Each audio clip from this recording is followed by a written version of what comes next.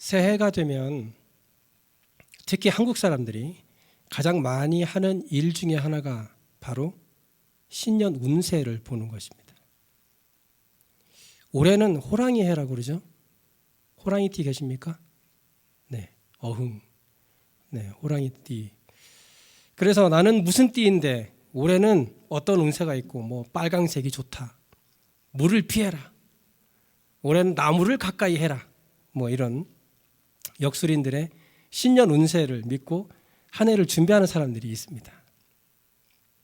믿지 않는 사람들이 심지어 믿는 사람들까지도 새해가 되면 자신의 운세가 알고 싶어서 역술인을 찾아가거나 요즘에는 인터넷 사이트를 통해서 자신의 운세를 검색해 보기도 합니다. 그런데 이런 행위는 결국 이 볼 수 없는 미래에 대한 불안감에서 오는 것으로 안 좋은 일을 피해 가려는 인간의 본능을 대변하는 일이라고 할 수 있습니다. 그래서 사람들은 미래를 미리 보고 예견하는 것을 가리켜서 예언이라고 합니다. 그래서 미래를 예언한다거나 아니면 어떤 사업을 개업해야 한다든지 혹은 스포츠 게임의 결과를 예언하는 경우도 생겨나고 있습니다. 한 번은 이 월드컵이 진행되고 있을 때 어떤 문어가 이 승리팀을 맞춘다고 해가지고 막 세계적으로 이슈가 됐던 적도 있었죠. 여러분은 이 예언이 무엇이라고 알고 계십니까? 미래의 일을 꿰뚫어 보는 것? 아니면 장래에 일어날 일을 하나님으로부터 어떤 계시를 받아 알게 되는 것? 우리가 오늘날 이 예언이라는 말의 진짜 의미를 잘 알고 있지 않으면 말세 시대에 우리를 더 혼란스럽게 하는 이 사탄의 속임수에 넘어지기 쉽습니다. 심지어 어떤 목사님은 자기 자신이 마치 무당과 같이 미래의 일을 알려주는 은사가 있다고 해가지고 예언을 한다고 말합니다. 그리고 그는 그것이 성령의 역사라고 말합니다. 그렇다면 월드컵의 승패를 맞추는 문어도 성령의 충만한 문어인가요? 우리는 말세 시대에 특히 이런 애매하고 두리뭉실한 예언이라는 이름을 내세운 거짓 목자들의 말에 유혹되어서는 안 됩니다. 그래서 저는 오늘 이 예언이라는 말의 성경적인 의미를 알아보고 어떻게 하면 이 잘못된 예언을 구별할 수 있는지에 대해 생각해 보려고 합니다. 먼저 예언이라는 말은 우리나라 국어사전에 앞에 올 일을 미리 말함 또는 신탁을 받은 사람이 신의 말을 듣고 신의 의지를 사람들에게 전하는 일 또는 그 말이라고 정의하고 있습니다. 그러나 성경에서 말하는 예언은 한자로 보면 맡길 예자에 말씀 언자를 사용한 말로 말씀을 맡기다라는 의미를 가지고 있습니다. 또 영어에 prediction이라는 단어와 prophecy라는 단어는 같은 뜻 같지만 서로 다른 의미가 있습니다. prediction은 미래에 있을 일을 미리 말한다라는 의미고 이런 단순 예언을 뜻하죠. prophecy는 하나님의 계시나 뜻을 사람들에게 전한다라는 의미를 가지고 있습니다. 구약 성경에서 하나님께서 말씀을 맡긴 사람은 누굽니까? 선지자죠. 선지자입니다. 그래서 이 선지자의 예언은 하나님의 말씀을 전달하는 것이었습니다. 신명기 18장 18절에서 20절에 보면 내가 그들의 형제 중에서 너와 같은 선지자 하나를 그들을 위하여 일으키고 내 말을 그 입에 두리니 내가 그에게 명령한 것을 그가 무리에게 다 말하리라 라고 말씀합니다. 헬라의 이방적인 개념에서 선지자는 하나님의 신탁자를 말합니다. 하나님의 신탁자. 그러나 성경에서의 선지자는 자기의 느낌이나 어떤 해설을 전하는 것이 아니라 하나님의 말씀을 수정함이나 해석함이 없이 그대로 전하는 사람입니다. 구약에서 선지자라는 단어는 나비, 로에, 호제라는 히브리어 단어가 사용되었는데요. 그 원래의 개념은 이 보다라는 의미를 가지고 있습니다. 보다. 다시 말씀드려서 하나님이 어떤 말씀을 보여주시면 선지자는 그 말씀을 본 그대로 전달하는 것이죠. 그런데 이러한 점은 신약 시대에서도 마찬가지입니다. 성령의 감동으로 기록된 성경이 곧 선지자의 예언이죠. 베드로후서 1장 20절 이하에 먼저 알 것은 성경의 모든 예언은 사사로이 풀 것이 아니니 예언은 언제든지 사람의 뜻으로 낸 것이 아니요 오직 성령의 감동하심을 받은 사람들이 하나님께 받아 말한 것임이라. 하나님의 말씀을 대언하는 선지자들은 하나님의 권위를 가지고 있었어요. 왜냐하면 당시에 선지자들의 말은 그 자신들의 입에서 나온 말이 아니라 하나님께로부터 나온 말을 받아서 그대로 말한 것이기 때문이죠. 이처럼 구약시대에는 하나님의 말씀이 이 정경화되어 있지 않았기 때문에 주님의 영으로 부름을 받은 특별한 대언자가 필요했습니다. 그래서 하나님은 그런 대언자를 택하셔서 필요할 때마다 그에게 하나님의 말씀을 전달했던 것이죠. 하지만 지금 우리는 신약 성경이 완성되어서 정경으로 채택되어 우리 손에 들려져 있고 주님의 영이신 성령께서 친히 우리 속에 내주해 계시면서 필요에 따라 하나님의 말씀이 생각나게도 하시고 책망도 하시고 교훈도 하시는 성령 시대에 우리가 살아가고 있습니다. 우리는 이제 예수 그리스도 이름으로 만인 제사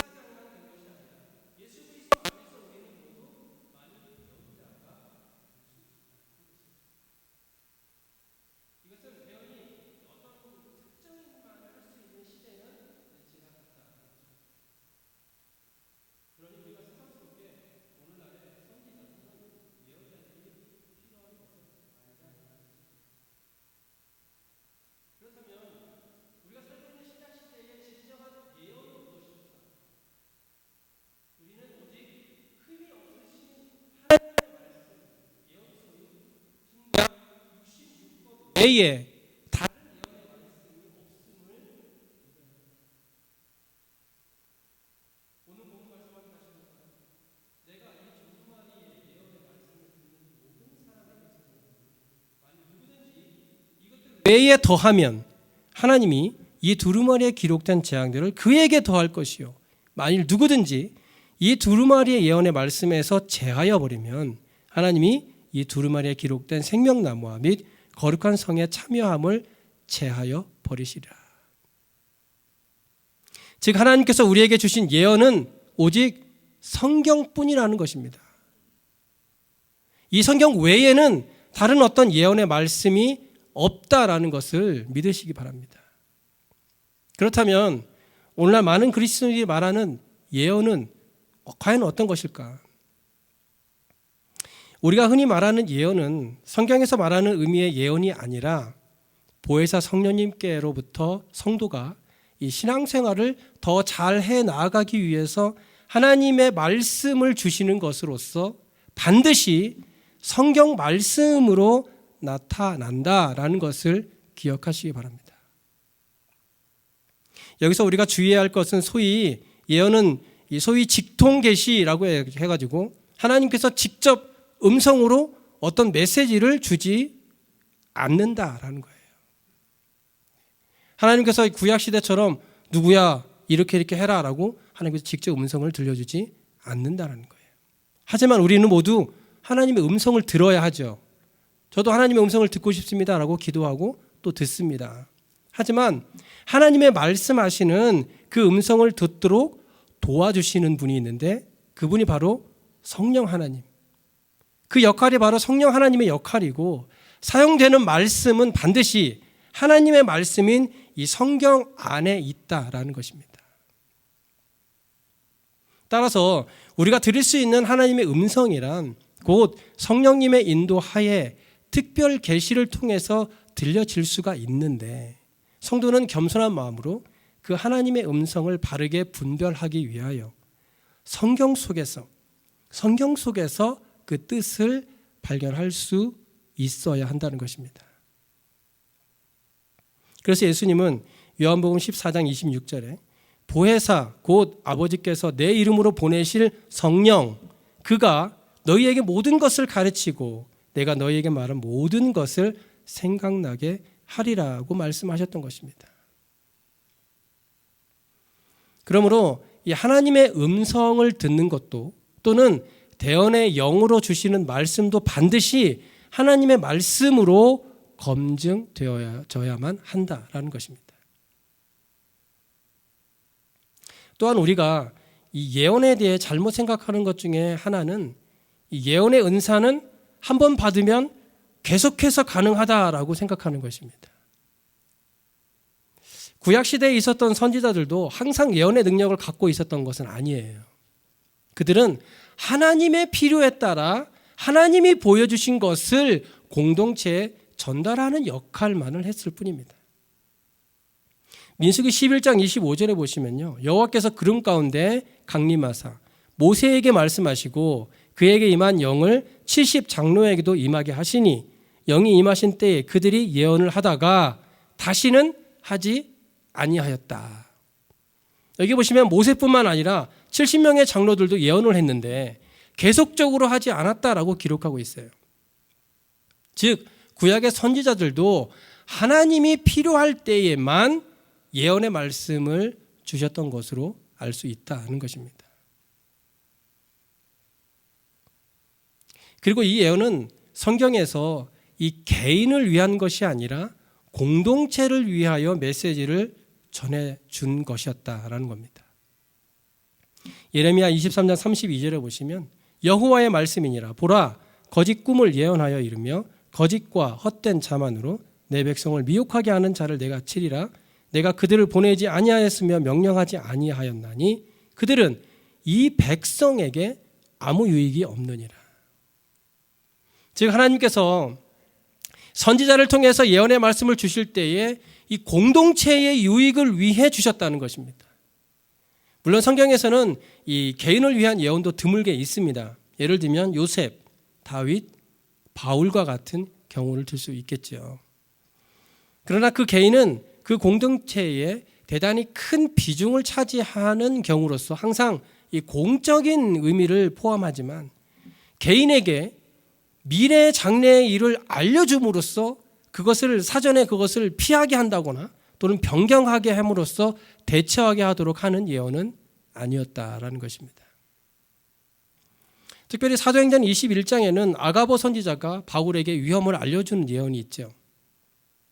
바울에 대한 이 예언은 그 공동체에서 상당히 중요한 비중을 차지하기 때문에 개인적인 예언이었다고는 할 수 없습니다. 그러나 이 아가보는 그 위험에서 피하라고 바울에게 말하지 않았어요. 그 예언을 들었던 사람들이 바울에게 가서 예루살렘에 올라가지 말 것을 권고하죠. 근데 바울은 그들에게 예언해달라고 요청한 적도 없고 또 올라가지 말라는 주위의 권고를 듣고도 피하지 않고 자기가 원래 계획했던 대로 하나님의 말씀대로 하나님의 뜻을 따라갔던 것을 볼 수 있습니다. 그래서 우리가 가장 주의해야 할 것은 예언은 이 개인의 장래를 점치는 행위가 아니며 그러한 행위는 성경에서 엄격하게 금지된 거짓 선지자의 특징이었다라는 것입니다. 신명기 18장 10절 이하에 보면요. 그의 아들이나 딸을 불 가운데로 지나가게 하는 자나 점쟁이나 기륭을 말하는 자나 요술하는 자나 무당이나 진언자나 신접자나 박수나 초혼 자를 너희 가운데 용납하지 말라. 이런 일을 행하는 모든 자를 여호와께서 가증히 여기시나니 이런 가증한 일로 말미암아 내 하나님 여호와께서 그들을 내 앞에서 쫓아내시느니라. 이어서 13절 이하에 너는 내 하나님 여호와 앞에서 완전하라. 내가 쫓아낼 이 민족들은 기륭은 말하는 자나 점쟁이의 말을 듣거니와 내게는 내 하나님 여호와께서 이런 일을 용납하지 아니하시느니라. 성경은 수없이 많은 부분에서 거짓 선지자를 조심하라라고 말씀하고 있어요. 이것은 분명 하나님의 뜻과 장래의 일을 미리 알게 해준다는 수많은 거짓 선지자들이 과거부터 계속해서 와 있었다라는 것을 보여주는 것이에요. 과거에도 있었고 현재에도 있고 미래에도 있을 거예요. 그들 중에는 이 사람의 장래를 점쳐준다는 소위 점쟁이, 기륭을 말하는 자, 무당들이 포함되어 있을 것이고, 성경이 참 선지자와 거짓 선지자를 구별하라라고 강조하며 경고하고 있는 이유이기도 합니다. 그렇다면 우리가 오늘날 이 거짓 선지자들의 예언을 어떻게 구별할 수 있을까? 신명기 18장 20절 이하에 보면, 만일 어떤 선지자가 내가 전하라고 명령하지 아니한 말을 제 마음대로 내 이름으로 전하든지 다른 신들의 이름으로 말하면 그 선지자는 죽임을 당하리라.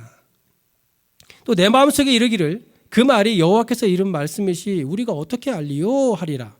만일 선지자가 있어 여호와의 이름으로 말한 일에 증험도 없고 성취함도 없으면 이는 여호와께서 말씀한 것이 아니요 그 선지자가 제 마음대로 한 말이니 너는 그를 두려워하지 말지니라. 여기 증험이라는 말은 검증하다, 경험하다라는 뜻입니다. 즉 누군가 여호와의 이름으로 예언을 했어도 그 일이 검증되지 않았거나 이루어지지 않았다면 그것은 예언이 아니라는 것입니다. 그러므로 예언은 반드시 이 성경적인 내용으로 검증되어져야만 합니다.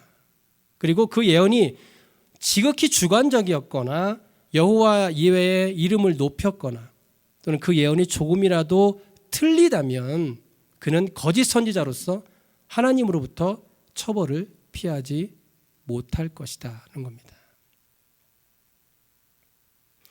에스겔 13장 3절에 보면 주 여호와의 말씀에 본 것이 없이 자기 심령을 따라 예언하는 어리석은 선지자에게 화가 있을진저라고 말씀합니다.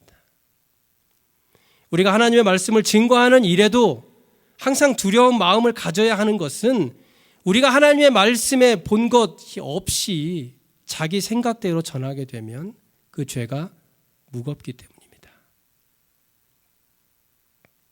예수님께서는 우리가 살아가고 있는 이 시대처럼 말세 시대에는 거짓 그리스도들과 거짓 선지자들이 일어나서 이적과 기사를 행하여 할 수만 있으면 택하신 백성들을 미혹하게 하겠다라고 경고하고 있어요. 그래서 우리는 정신 차리고 깨어서 하나님의 말씀을 바로 분별할 줄 아는 지혜를 가져야 한다라는 것입니다. 그런데 자기 심령을 따라 말하는 거짓 선지자와 달리 성경은 참된 선지자들에게 여호와의 말씀이 임하여 혹은 여호와의 신이 임하여라고 말하고 있습니다. 당시 중요한 사명은 공동체의 죄를 알리는 것이었어요. 그리고 그 타락과 범죄로부터 돌이켜서 여호와께로 돌아오라는 메시지를 전달하는 것이었고, 장차 인류를 죄로부터 구원하실 이 메시아가 곧 올 것이다 라는 것을 알리는 것, 한마디로 말하면 하나님 나라의 복음을 전하는 것이었습니다. 그렇기 때문에 우리가 반드시 기억해야 하는 것은 이 예언의 가장 중요한 목적은 하나님 나라의 복음을 전하는 것이지 어떤 개인의 미래나 사업과 같은 일상적인 부분에 대한 어떤 결과를 미리 알려주고 보여주는 것이 아니다라는 것입니다. 우리는 이것을 반드시 기억해야 합니다. 만약 여러분이 기도하실 때에 환상으로 혹은 꿈으로 어떤 하나님의 메시지를 받았다면 그것은 반드시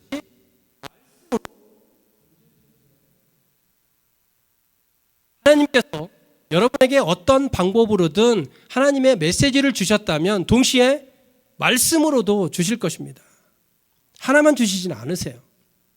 하지만 그런 말씀의 검증 없이 그저 환상이나 꿈을 스스로 해석하게 된다면 마치 개인의 생각을 하나님의 생각으로 여기게 되는 실수를 범할 수도 있다라는 것입니다. 굉장히 위험한 일이기도 하죠. 고린도전서 14장 37절과 38절에 만일 누구든지 자기를 선지자나 혹은 신령한 자로 생각하거든 내가 너희에게 편지하는 이 글이 주의 명령인 줄 알라. 만일 누구든지 알지 못하면 그는 알지 못한 자니라 라고 말씀합니다. 선지자는커녕 하늘의 천사라고 할지라도 그것이 사도들이 전한 복음, 즉 성경과 다르다고 한다면 그것은 다른 복음이 된다라는 것입니다. 참 선지자와 거짓 선지자를 구별하는 기준은 오직 기록된 복음, 기록된 성경밖에 없습니다. 우리가 성경이 완전하다는 것과 성경의 계시가 완벽하게 기록된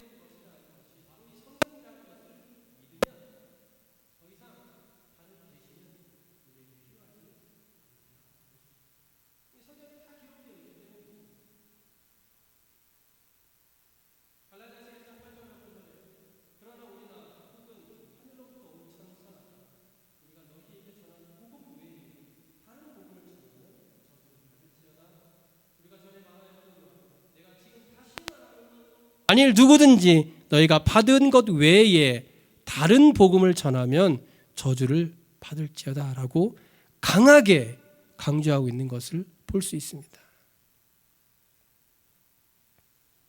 그리스도인들은 사도들과 선지자들이 세운 말씀의 기초 위에 세워지는 겁니다. 다시 말씀드려서 성경적으로 검증되지 않은 다른 사도와 선지자는 우리에게 전혀 필요가 없다라는 것입니다. 우리의 모퉁이 돌은 오직 예수 그리스도밖에 없습니다. 예수 그리스도의 복음만이 우리를 세우는 기초가 되고 우리는 그 믿음의 기초 위에 하나님의 나라를 세워 나아가는 것입니다. 그 기초가 흔들리면 그 나라가 세워질 수가 없습니다. 그러므로 우리는 말세 시대에 말씀을 가지고 거짓을 구별할 줄 알아야 돼요. 무엇이 진짜이고 무엇이 가짜인가 내가 말씀을 바로 알고 있지 않으면 구별할 수 없다라는 것입니다. 우리가 하나님의 진리의 말씀을 제대로 알고 있지 않으면 결코 거짓을 구별해낼 수 있는 능력이 없다라는 것입니다. 위조 지폐를 감별하는 감별사는 위조 지폐를 찾아내기 위해서 수많은 위조 지폐를 연구하는 것이 아니에요. 그들은 매일 진짜 지폐만을 만져보고 맡아보고 보고 연구한다고 합니다. 왜냐하면 그러다가 가짜 지폐가 오면 조금이라도 다른 부분이 있으면 이건 진짜와 다르네 하고 금방 구분을 할 수 있다는 거예요. 우리는 하나님의 진리의 말씀을 바로 알고 있어야 돼요. 다른 신학적인 부분 중요합니다. 하지만 그것보다 더 중요한 것은 말씀입니다. 하나님의 모든 뜻은 이 성경 안에 있습니다. 우리가 성경을 떠나서는 그 어떤 것도 말할 수 없습니다. 특히 예언이라는 이름 아래에 하나님의 진리의 말씀을 어지럽게 하는 사람이나 글이 있다면 절대로 가까이 하지 않으시길 바랍니다. 그리고 우리가 그런 비성경적인 말씀들을 분별하기 위하여 날마다 말씀을 가까이 해야 하는 것입니다. 골로새서 2장 6절과 7절에 그러므로 너희가 그리스도 예수를 주로 받았으니 그 안에서 행하되 그 안에 뿌리를 박으며 세움을 받아 교훈을 받은 대로 믿음에 굳게 서서 감사함을 넘치게 하라 말씀합니다. 예수 그리스도 안에 뿌리를 박고 세움을 받아 믿음에 굳게 서서 세상의 그 어떤 유혹과 속임수에도 넘어지지 않고 오직 하나님의 말씀으로 승리하며 우리 안에서 살아서 역사하시는 그 성령의 뜨거운 사랑으로 바른 신앙과 믿음으로 자라나가는 저와 여러분의 삶이 되시길 간절히 소원합니다.